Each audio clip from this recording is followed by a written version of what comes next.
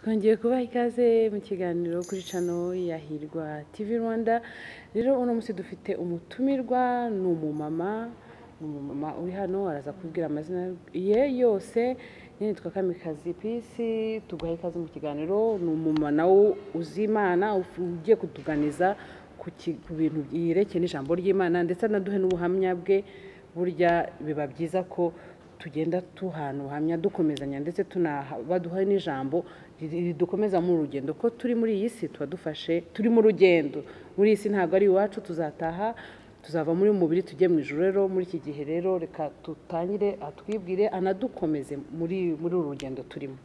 Tuguhaye ikaze mu kiganiro. Yego, urakaze Peace, Imana iguhe umugisha. Mazina yanjye nitwa Umusazi Isabella. Ku izina ry'ababyeyi ni mama Emeline, guturuka mu majyepfo mu karere ka Kamonyi, paruwase ni ya Rukoma.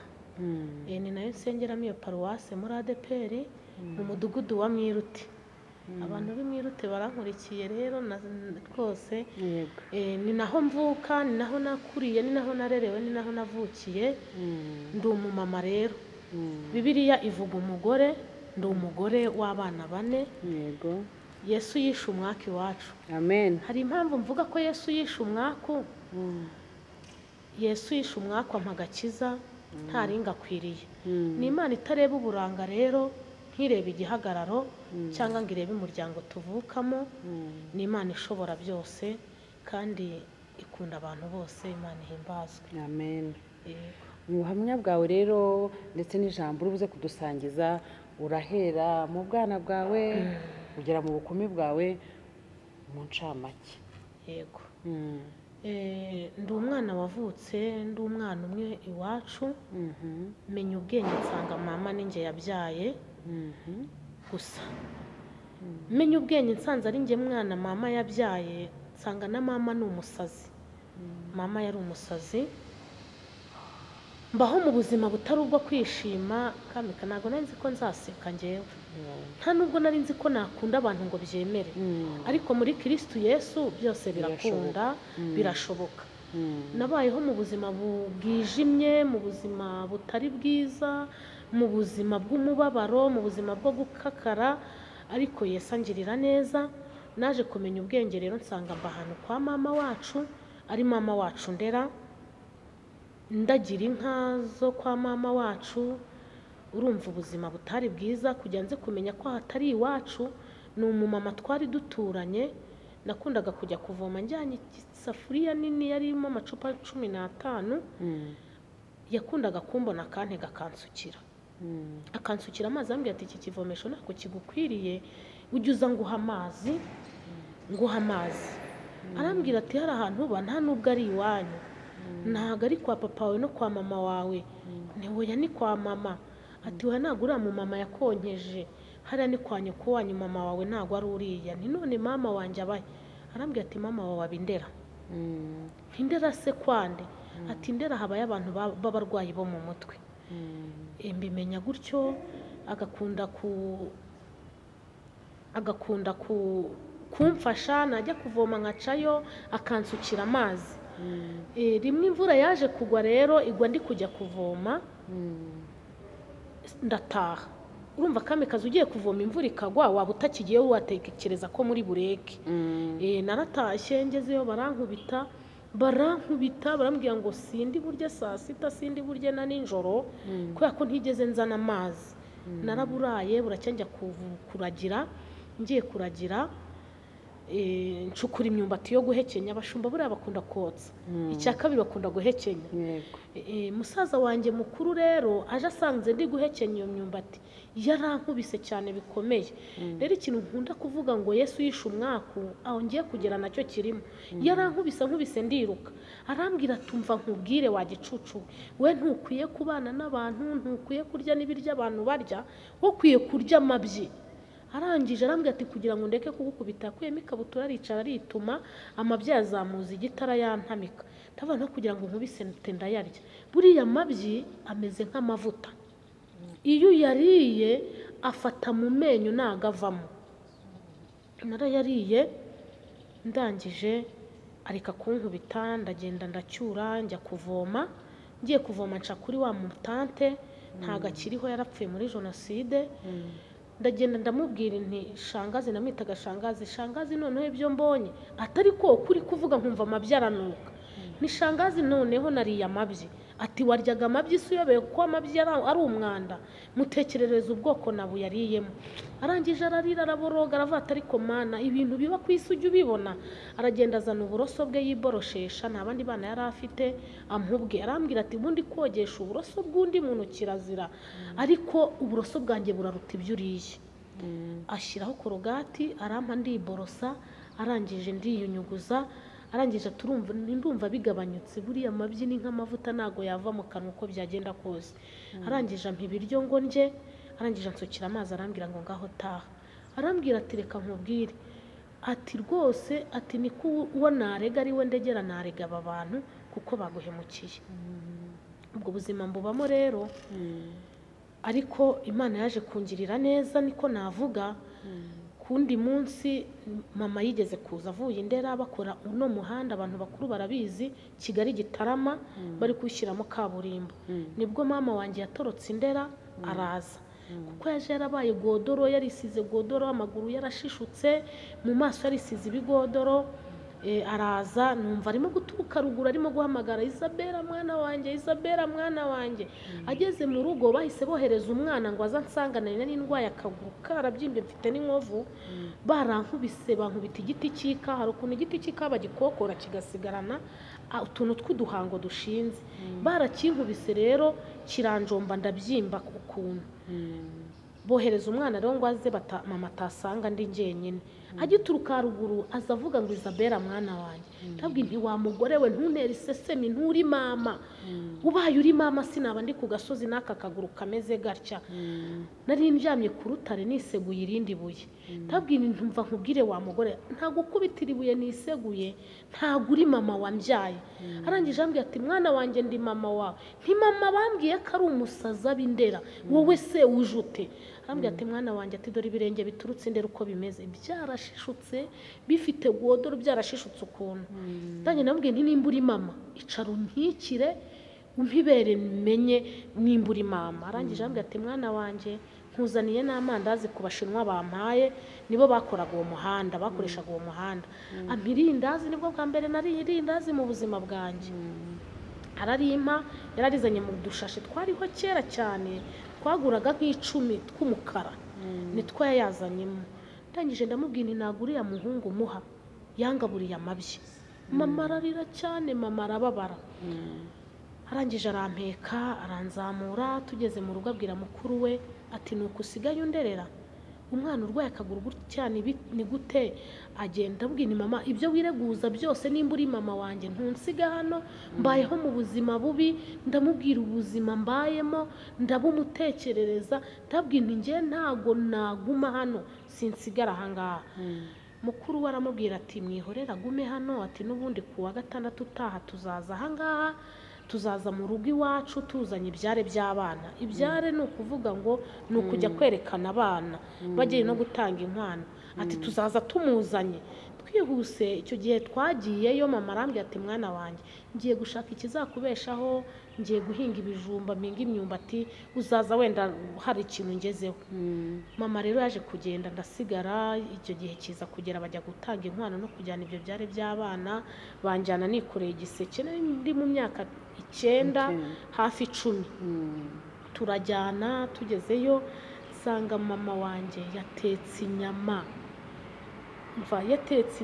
yatetse ubugari bwiza bucugushije mu kibo abantu benshi bacuguzaga ubugari mu kibo ngo hari umuntu wamuhaye amafaranga 500 ngo agenda aguremo isukari mama amafaranga ntiyayarya yibuka ko umwana we azaza icyo gihe hari n'undi ngo wamuhaye ibiceri 300 agenda ayashyiraho ngo avati nzaguriramo umwana wanjye inyama ubwo arangije rero twaje kujyayo mama arambona arampobera turahoberana aranjyana mama arangije aranyicaza ntungurwa no kubona azanye ibintu bitukura cyane bisa nk'amaraso kuvuga ngo muri urwo rugo nge nago inyama nari nzizi ntabyo nari nziza arizo kuko nakundaga kubona amagufa bayajugunye imbwa yitwa Ndubizi nkajya kunyunyuza amazi yo muri ya magufa.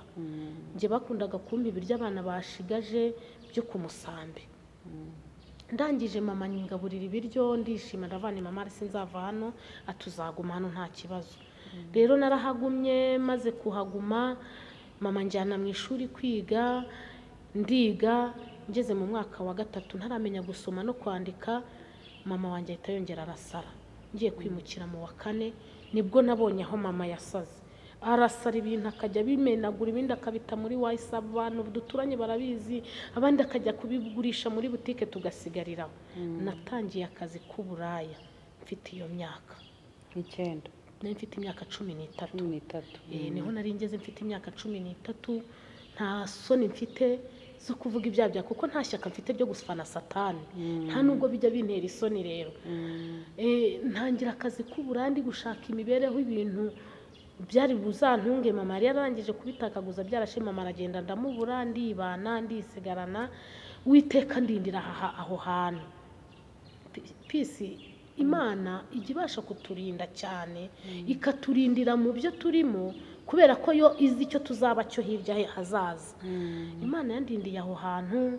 Imana indinda sida hari benshi twabonanye bapfuye batakiriho ariko Imana yarahabaye. Twihuse rero mama yaje kugenda igihe kiza kugera mama aragaruka aza nk'ufasha gahengeho gakeya turabana. Nihuse mu mwaka w'ibihumbi 2000 nibwo iwacu hapfuye amatini. Amatini ano bita korota amabuye y'agaciro. Nza kujya kuyakoramo rero nyakuramo ndi umuntu w'ikihebe ndi umuntu w'ikira abantu barabizi sinakundaga abantu kuko nta data nagiraga nabonaga abandi bana bahamagara ba papa njewe ntawe ngira nta nuwo nigeze nongeyeho na mama wanjye mfite ari umusazi nkabona abandi bana bafite abo bavindi imwe njewe ntawe ngira nibana mbese narindi ngenyine magaze gutyo ngenyine. Rero nta byishimo nagiraga ahubwo narangwaga n'ibintu by'ubugome gusa. Ndibuka ari umwana w'umukobwa nigeze gukubita ndamukubita ndangije mukuramo mayo ye ndangije mumenaho urusenda n'umunyu bivanze. Mumena ku mubiri mbimumena mu gitsina naramufashe ndamukubita ndangije twe turi abakobwa 3 yari yaratuvuze aratuvuga ngo twakoze imibonano mpuzabitsina mu kirombe meza atuvamo turangije twiga ubugome tuzamukorera turangije tumukorera ubwo bugome ariko buri Imana igirindi ijambo ryayo. Rero tumbaho muri ubwo buzima bw'ubugome muri ubwo buzima butari bwiza bwo kubona ntishimye mbese nari umuntu ufite ubugome bukaze. Naje kuvamo rero mu birombe mvamo njya muri eperi ariko ntakijijwe njya muri korari yaho bitaga komeza inzira baza kwita komeza imingote kubera ubusambanyi bwarimo.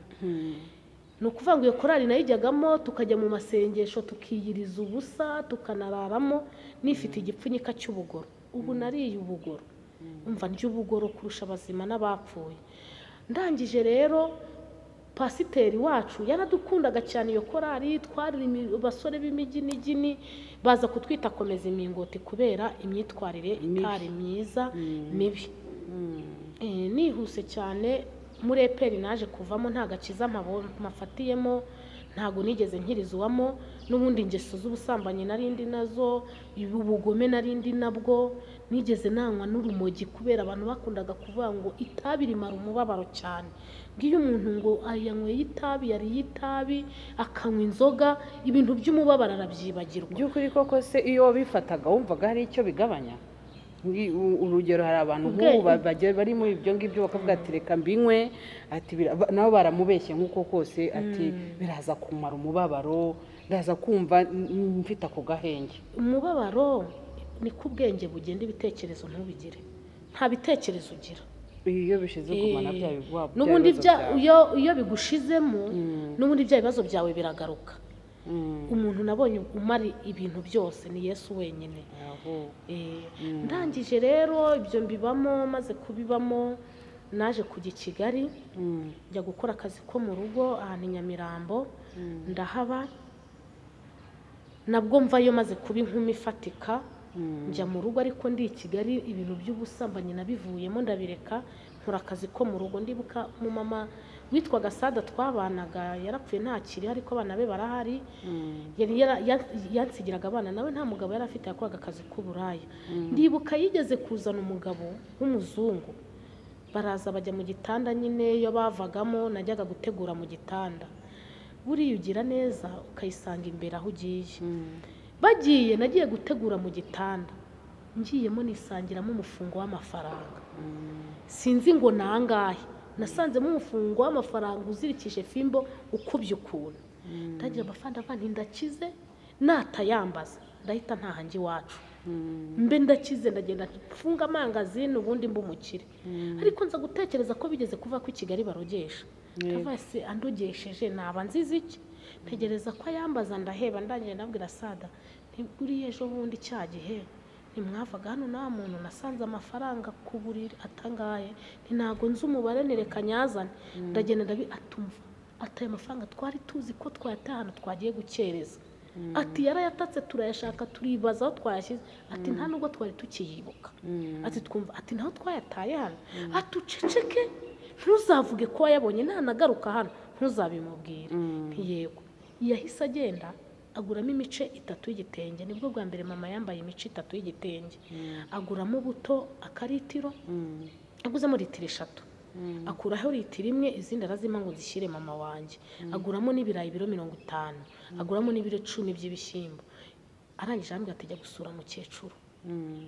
twaragiye rero njya gusura mukecuru mbimushyiriye mama arishima cyane ambwira ati ariko nubwo ubinzaniye unteje abajura bazabinyicira hejuru icyo gihe nagiye kubibitsa kugira ngo batazabimwiba ajya gufataho duke yagiye kuduteka icyo gihe mama nabwo afata mwana wanjye urakora rwose ni wowe mugabo mfite unyambitse igitenge cy'imice 3 narakiyambitse mwana wanjye wayakuye aya mafaranga mubwira uburyo nayabonye nuko nsubira i Kigali igihe kiza kugera rero twihuse amasaha ari kwihuta cyane yego naje gusubirayo nza kongera kugaruka ndasezera ku kazi ndabwira ngenda ndashaka kujya mu rugo nkabana na mama urugo rwe rurasenyuka nkajya numufasha imirimo yo mu rugo ndataha mbayo rero mba mu rugo nkajya njya kwa mama wacu andi runda ngeze irunda nza gukundana n'umusore witwa Habyarimana Jacques Claude ari we mugabo wanjye ubwo ngeze ku gice kindi cy'uburyo nakundanye nkanashaka ubu Habyarimana turakundana turafiansana bihagije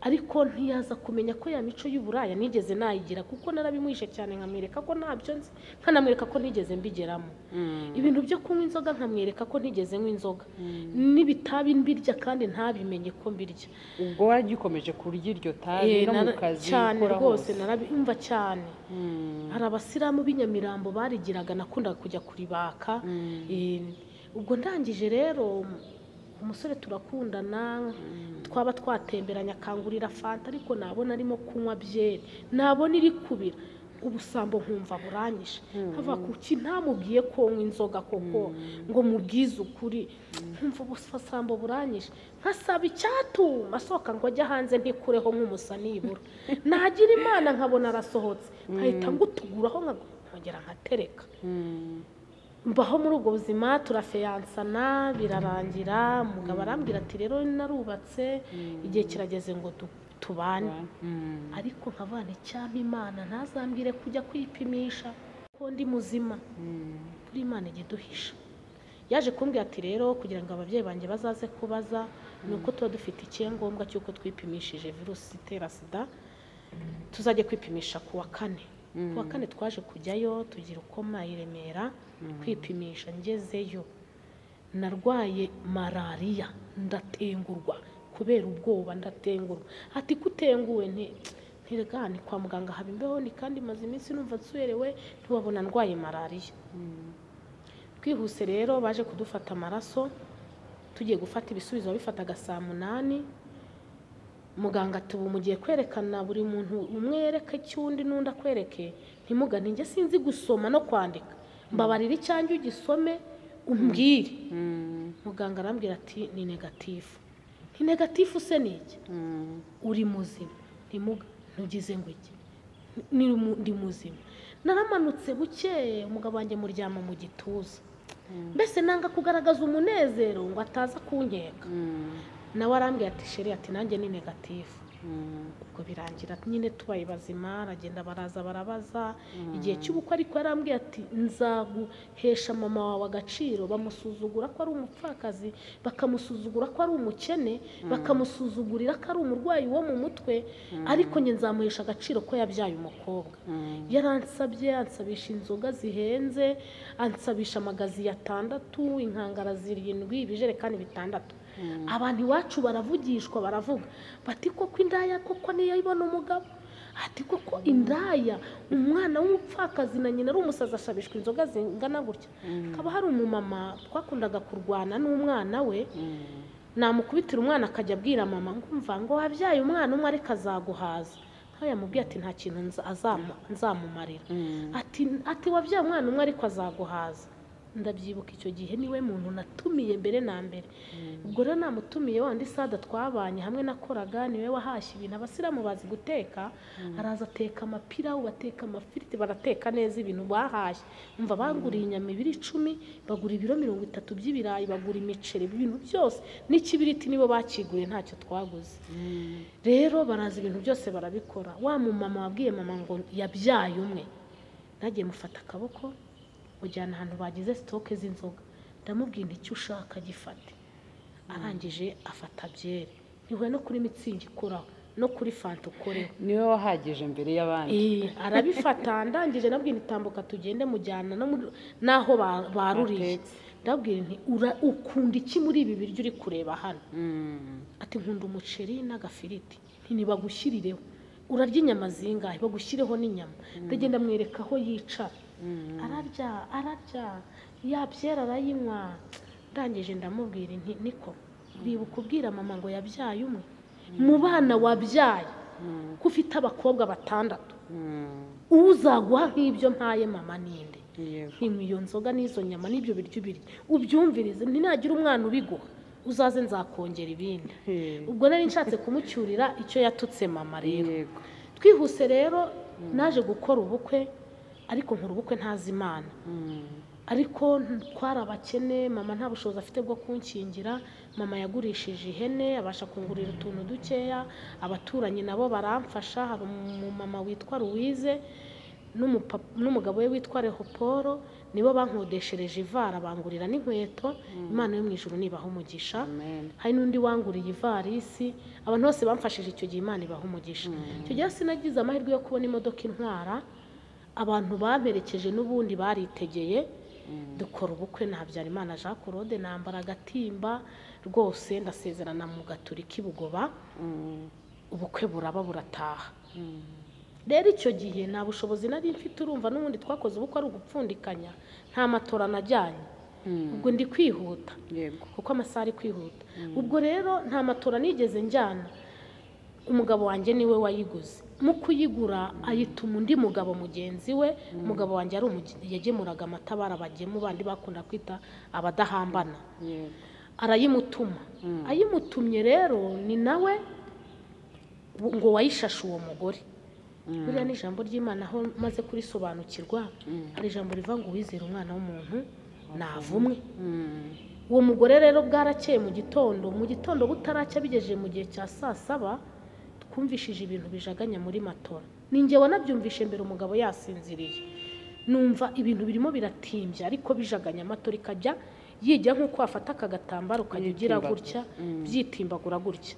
Ubwo rero ndangije mbwira umugabo ni sheri ntumva ibi bintu. Arabyuka cyane itara, turebye dusangana imbaraje icagase ibikeri.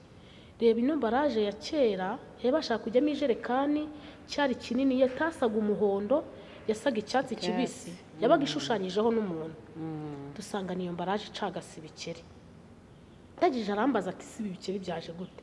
Ndabwira sheri mu bintu nazanye sinigeze nzana ibikeri, ahubwo wowe mbwira amakuru y'ibi bikeri. Arambwira ati ibintu two kubitaho igihe, icyabizanye gihimwa n'icyabizanye. Arakeba mbaraje arajugunya. Narinze mva muri urwo rugo, n'ubundi bikeri bikiba mu nzi wacu.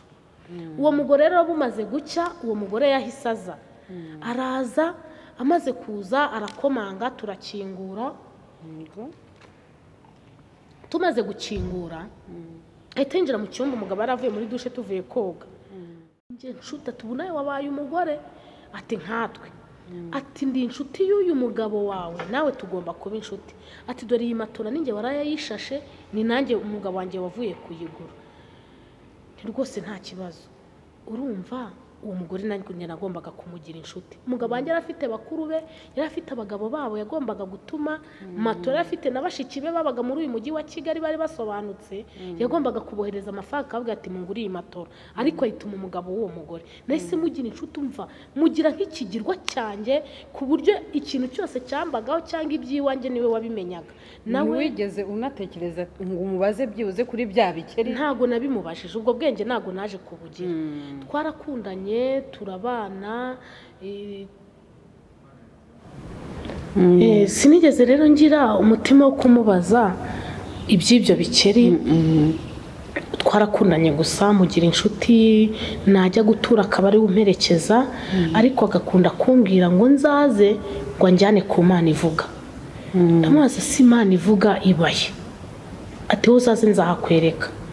Rimwe kuko ibyanjye byose nari nabimubwiye, nari namubwiye mama ko ari umusazi akunda gusara, mabukwe aza kunyanga arabizi, mbese ibintu bitari byiza mu rugo. Aza kumbwira ati tunzakujyana ku Mana ivuga bakubwira impamvu mudakira, ngo mubabakire muhora ku munzani mugura ifu y'ubugari, bababwira impamvu nyoko bukwa kwanga, bakubwire n'impamvu mama wawe asara, kandi bazahita banamukiza.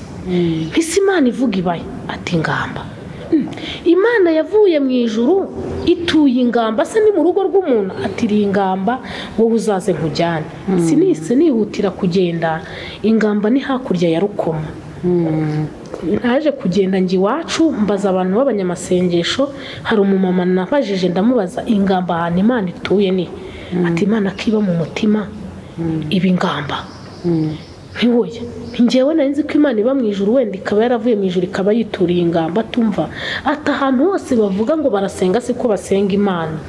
Ati kandi ingamba hari y'abarungi, abantu bose bahururiyeyo. Ati uzamubaze ko hari batanga amazi y'umugisha, umubaze ko hari umukobwa wagiyeyo afite icyifuzo cy'uko akuza atabonye umugabo, bikaba ngo ibizimu byabo byaramufashe akaba byariyo gatanu atarasubira iwabo.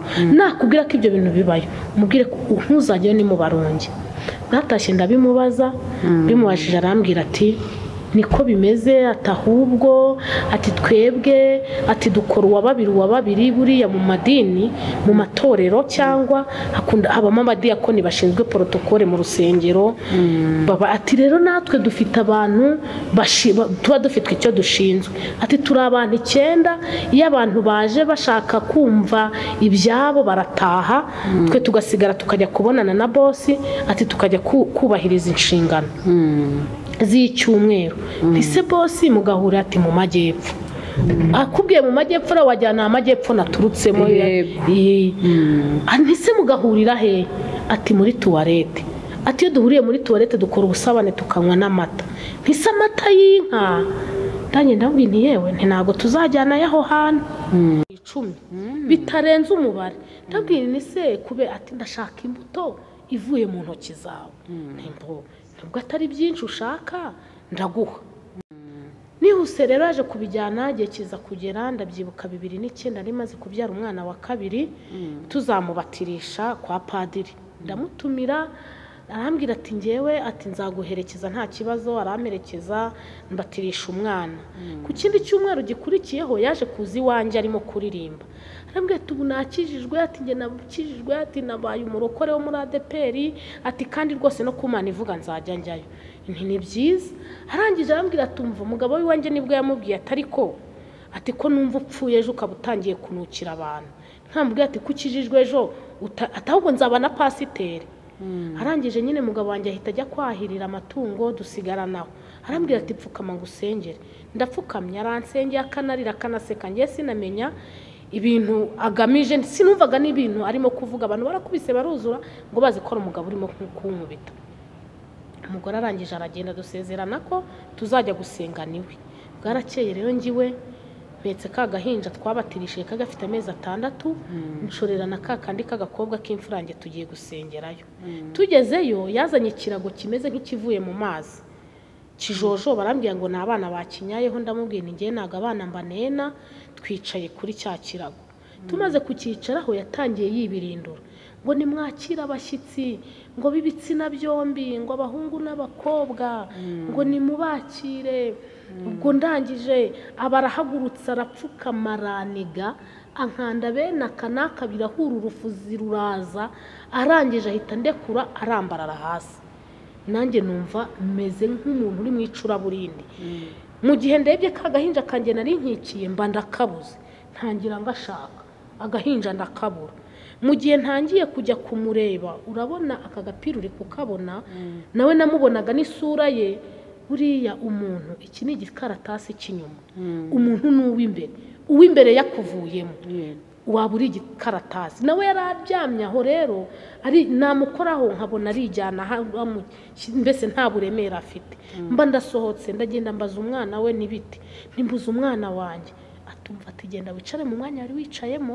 atubwo mama yamujyanye ati nagaruka aramugo ati mbabara wimbaza byinshi genda mama amenye yuko nabikubwiye yanyica nagenda yicara mu gihe nkicara ye ko nambona haje ikintu cy'ikigabo kidafite isura cy'igikara umva mwa bantu b'Imana satana ariho abadayimoni bariho kandi barakora icyo kigabo kiraza kirambwira ngo mada numva impinja zirimo zirarira mwumva harimo n'uwanyu umva ikuzimu impinja zirarira arangije ndavuga nti wose umwana wanjye atumva ibyo nkubwira aturemera gusinya muri iki gitabo njye nago gisinyamo ndasinyira iki ati dore uyu mugore nago njya muvuga mu izina ati uyu mugore yarasinye nawe sinya ntiyasinyiye iki yasinyiye kuzajya gukirizwa mu itorero rya ADPR cy'ahantu hari ububyutse hose akajya ajya gusengerayo kandi afite ibyo ashinzwe mu itorero nawe rero uragabana muri iyo mirimo nawe uzajya gusengera kuri indi torero ntimuzasengera ahantu hamwe nise ntakora ibiki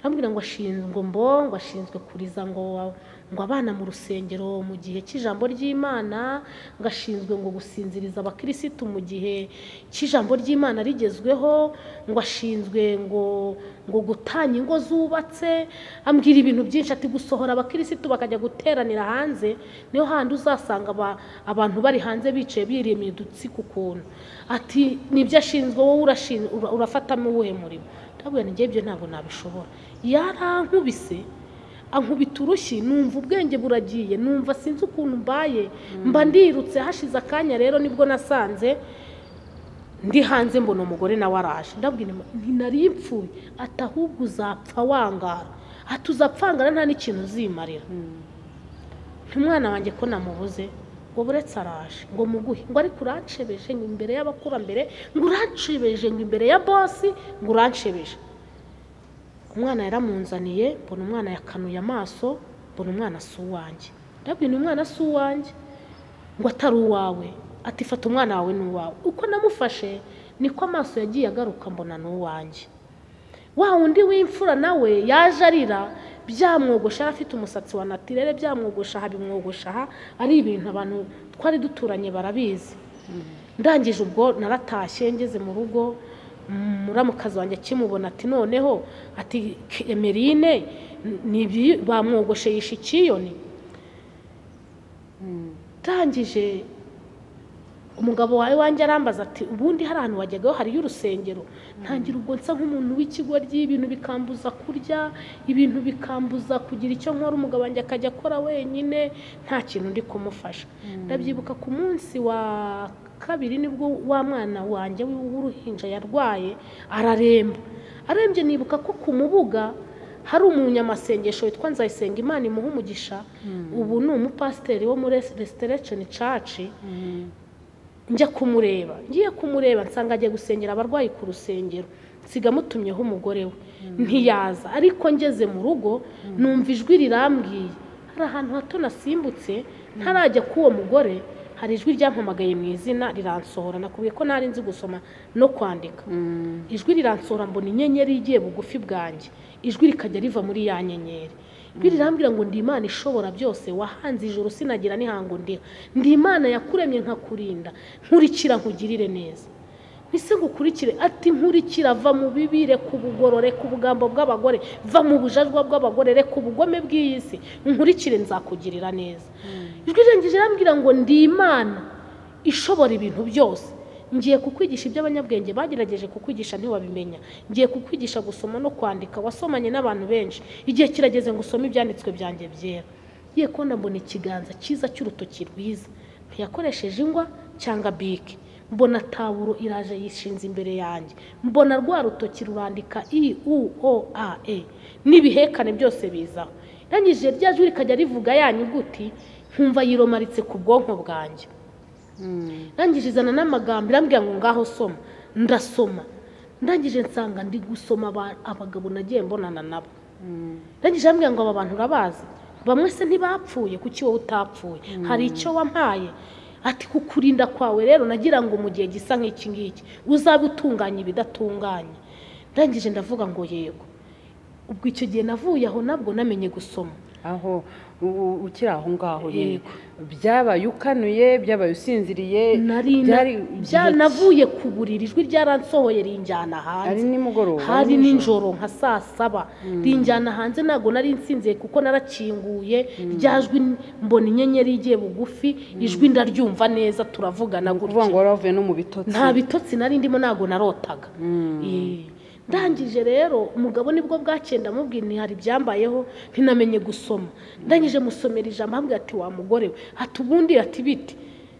Arambwira ati yewe atuzi ko Bikira Mariya yakubonekeye, ati uyu ni Yezu wakubonekeye, hano n'umubikira abaga iwanjye ni mubyara wanjye mu maseri. Ndimubwira ati ni Yezu wakubonekeye, ntuzongere gusiga ishapure, jye wambara ishapure Bikira Mariya mubyeyi ajya komataho.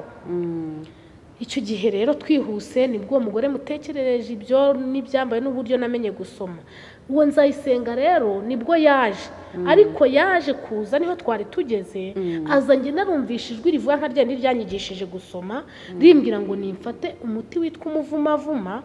Abantu bo mu giturage tukunda uraboneka cy'ababyeyi barawuzi, mwuvugute ngo nkuhe uwo mwana, ngo kuko ngo uwo mwana ntiyazira ibyaha byanjye cyangwa kutumva kwanjye, kuko Imana yari yanyigishije gusoma sinabiha agaciro, n'ubundi nigumira muri bya bindi yari yamburiye kuvamo. Umuti nk'umuhaye umwana yaramukuwa mukorwa kabiri, ahita aruka inyama zipima irobo. Akimara kubiruka umwana arasamba, abantu duturanye barabizi, ari abantu naje babizi bankurikiranye. Ndangije umwana asambye apfuye, muramukazi wanjye avuze induru aratabaza ngo umwana wo kwa Habyarimana arapfuye, ngo arapfuye umwana. Barahurura baraza basanga umwana yapfuye, murambo bawujyana mu nzu barawuryamisha. Ariko ngiye nkumva sinzi ibintu ndibereyemo, numva nta n'ikintu bimbwiye.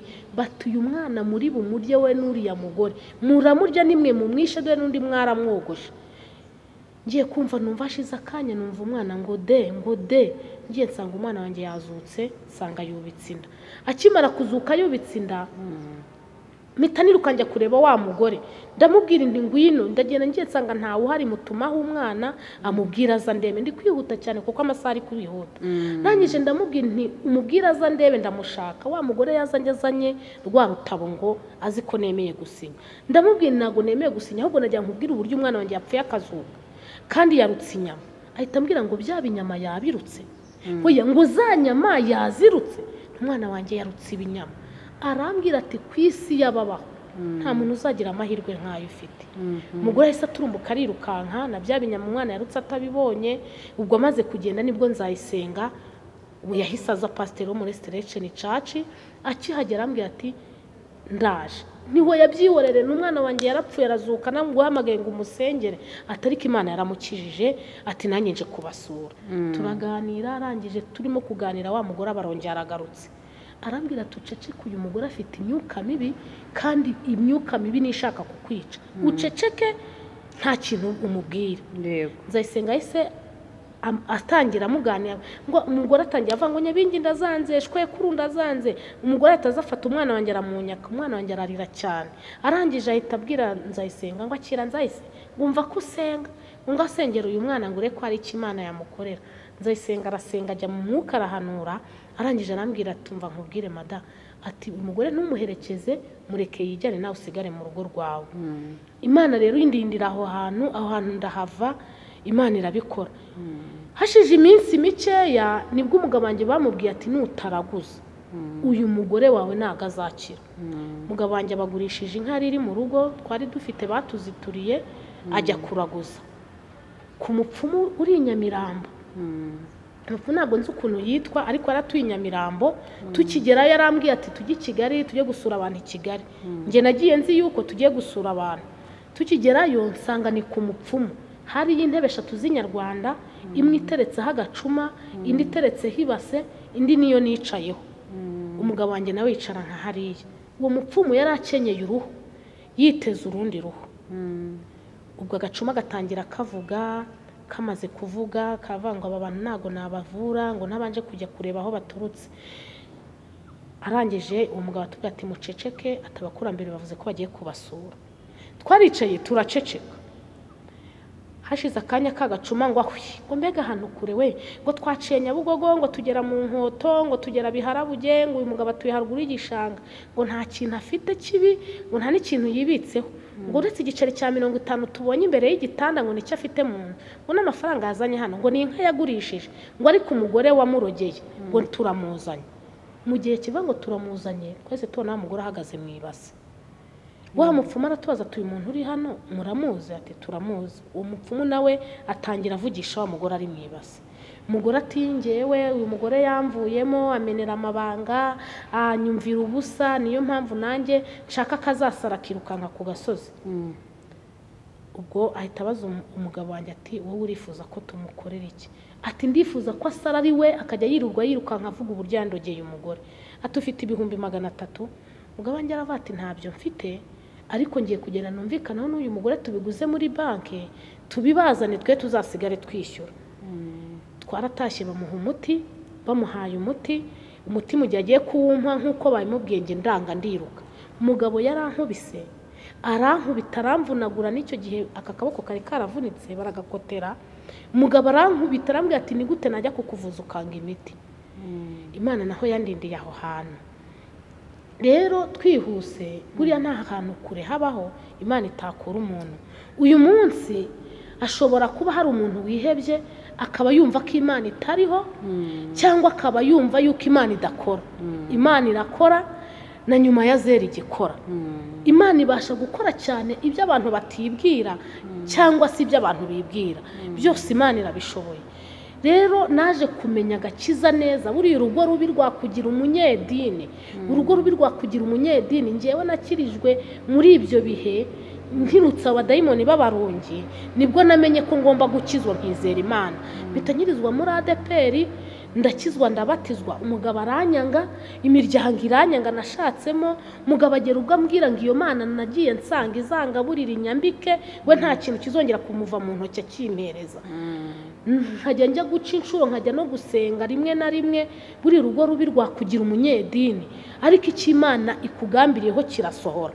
Byanga byakunda gica mu bikomeye kigaca ahantu habi, ariko kigasohora.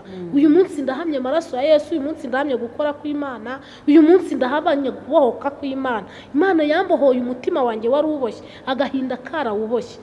Rero umuntu unyumva uyu munsi yumve yuko Imana ari ibohora, Imana ari itanga amahoro, Imana ari itanga ubuzima. Ubuzima utahabwa n'abantu Yesu warabuguha. Amahoro utahabwa n'inshuti, utahabwa n'abantu Yesu arayatanga. Nje nabonye amahoro, mbona umunezero muri ibyo bihe twari turimo. Umugabo yaranyanze ngo Imana izangaburire, yafashwe n'imyuka mibi yo kujya nkubita, akumva ko ngomba gukubitwa saa 6 nijoro. Ndabyibuka yageze kunkubita saa 7 za nijoro, arankubita nzirikira mu ishuka, amvana ku buriri amanura hasi, aramambira n'amashuka, arankubita. Ngiye nkarwana ndi gushaka gucengeza umutwe munsi y'igitanda ngo ataza kuwukubitamo igiti. Yankubitishaga umuhini twahuzaga ibishyimbo. Umutwe mbonye nawe ugejeje munsi y'igitanda, mpega igihimba aragikubita. Ubu mfite ibintu by'ibibara umubiri wose by'ahantu yagiye ankubita. Yarankubise arangije arambwira ngo iyo mba ntagiye. Yaragiye i Kigali, yari yajeje intoryi agiye kuzijyana i Kigali. Nge byanjye nawe byari gucya bisobanutse. Ndabyibuka nigeze najya gusasa nsanga icyuma muri matera, agiye kugishaka ku munsi ari kukintereraho arakibura. Arangije arambwira ati ngewe nzakwica, n'ikimenyimenyi ninakwica ntawe uzakumbaza. Nta skugira, nta musaza wawe, nta murumuna wawe, na nyoko ufite ni pirate. iriya pirate yawe ngo ni nyoko sizajya kuza kukumbaza ibiki nzakwica. Nyirambwiye ati hari umugabo i Kigali njya numva amakuru ngo wishe umugore we ngo amuhingaho imboga ngo ipoti imuguyeho ngo bagwa ku murambo w'umugore kandi umugabo yarafashije imiryango ngo gushaka ngo uwo muntu ati se ati uwo nguwo ntiyafunzwe agafungurwa ati we nta n'uzamfunga na leta ntago ikuze. Icyo gihe yarankubise nsiga mpambiriye umwana wanjye w'imfura niwe waje arambwira ati mama turacyahumeka. Ntindahumeka mwana we numva narakubitwaga nkavuza induru ntagiye n'uwantabara mabukwa ahubwo akabwira umuhungu we ngo igihugu kidakubita imbwa ngo cyorora imisega ngo kubita wowe ngo urisibe kuvuna igufa. Hagiye yigeze kunkubita amaboko aramubwira ngo uruhu n'urwangize ngo ndarugura. Narakubiswe rero bihagije ariko reka mbabwire Imana imara umubabaro kandi Imana imara agahinda.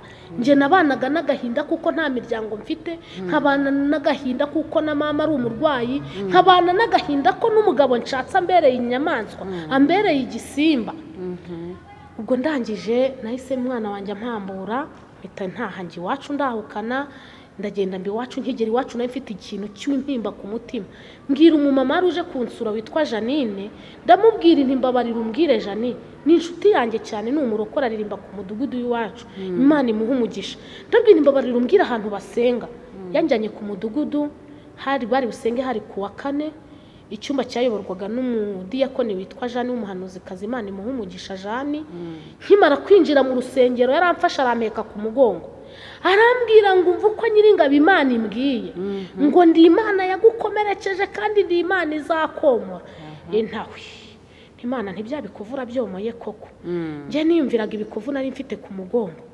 Ibi ni ibikovu iyi ni imihoro dore iyi ni imihoro umugabo yantemaguye mfite inda y'amezi 7. Ariko ibyo ntago mbiha agaciro kubera ko icy'umwami iyo Imana igushaka igukaranga igupfundikiye kugira ngo udashirira. Birashoboka ko umugabo ari kunkubita umuhini ngapfa ariko sinapfuye kubera ko Imana hari icyo yashakaga kumbyazamo mu gihe gisa nk'iki ngiki. Rero ndangije narasenze Imana ndaho ngaho muri icyo cyumba irambwira ngo ndi Imana yagukomerekeje. Nari mfite ibiro 39 icyo kintu sinzanakibagirwa. Nari mfite ibiro 39 iyo nagendaga wagira ngo ndasubira inyuma. Iyo umuyaga wahuhaga nashakaga kwicara cyangwa nkegama ku giti. Ariko Imana yangire neza irambwira ngo mwana wanjye nzaguha umubiri udafite ingaruka. Imana yarabikoze urabona turangana. Amen.